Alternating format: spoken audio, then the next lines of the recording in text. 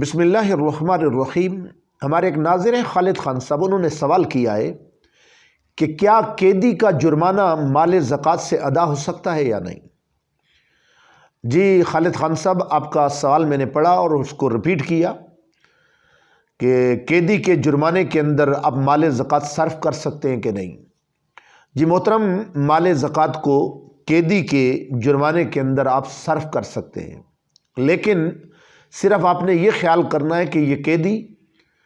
ہمارے ملک کا کوئی غدار تو نہیں ہے، اسلام کا کوئی غدار تو نہیں ہے، یا معاشرے کے اندر ایسا شخص جو پورے معاشرے کے اندر فساد اور بگاڑ، جیسے ہمارے ہاں یہ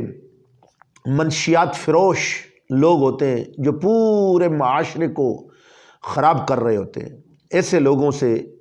بچنا چاہیے۔ یہ تعاون ہے جرائم کے اوپر،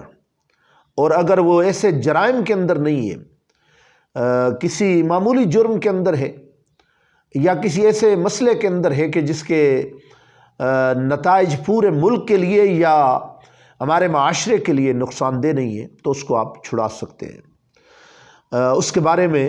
اللہ ذوالجلال نے قرآن پاک کے اندر فرمایا ہے، انما الصدقات للفقراء والمساکین والعاملین علیہا والمؤلفۃ قلوبہم وفی الرقاب۔ یہاں لفظ رقاب کے لیے بھی رقبہ سے ہے، اور رقبہ پہلے جس زمانے کے اندر قرآن پاک کا نزول ہو رہا تھا، اس کے بعد بھی کئی عرصہ تک یہ غلامی کا ایک سسٹم تھا جس کو اسلام نے دھیرے دھیرے ختم کیا ہے کہ لوگ لوگوں کو غلام بنا لیتے تھے، تو اس لیے اسلام نے اس کو کنڈیم کیا، اور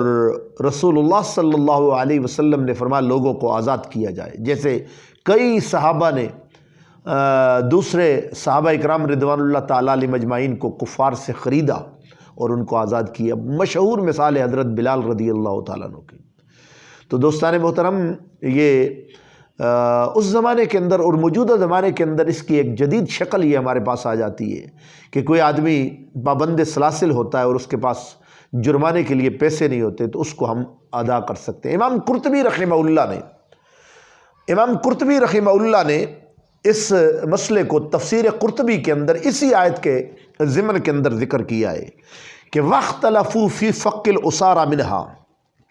اس کے اندر دو امام ہیں، امام ابن القاسم اور امام ابن حبیب رحمہ اللہ۔ ان کا اختلاف ہے کہ آیا قیدی کو مال زکوٰۃ ادا کر کے آزاد کرایا جا سکتا ہے یا نہیں۔ تو ان میں امام ابن حبیب رحمہ اللہ کا نظریہ ہے کہ قیدی کو مال زکوٰۃ اس کے جرمانے کے اندر دے کر اس کو آزاد کرایا جا سکتا ہے۔ آپ نے صاف کہا ہے یجوز لأنها رقبۃ ملکت بملک الرق فهي تخرج من الرق الى العتق، کہ اس کو آپ نے چھڑا کر آزادی دلانی ہے۔ وکان ذلک اولا واحق من فقاق الرقاب الذی ایدینا، جو ہمارے پاس آدمی غلام ہوتا ہے، اس کو ہم جس وقت چھوڑتے ہیں کچھ مال لے کر چھوڑتے ہیں، اس سے یہ زیادہ مشکل ہے اس کے لیے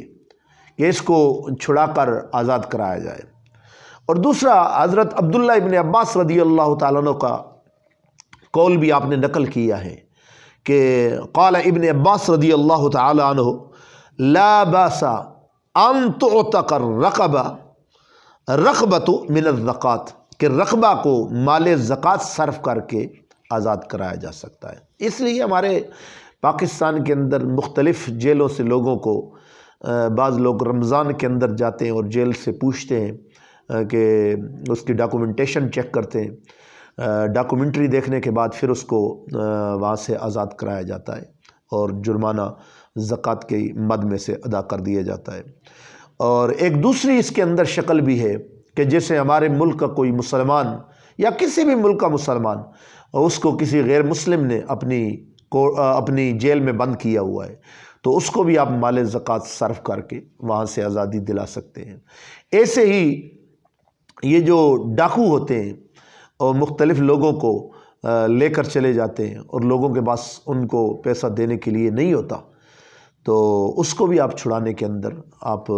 مال زکوٰۃ کو صرف کر سکتے ہیں۔ تو جس کے پاس پیسہ نہیں ہے، رقبہ کا تو باقاعدہ وفر رقاب کہہ کر تو اس کا ذکر قرآن پاک نے کیا ہے،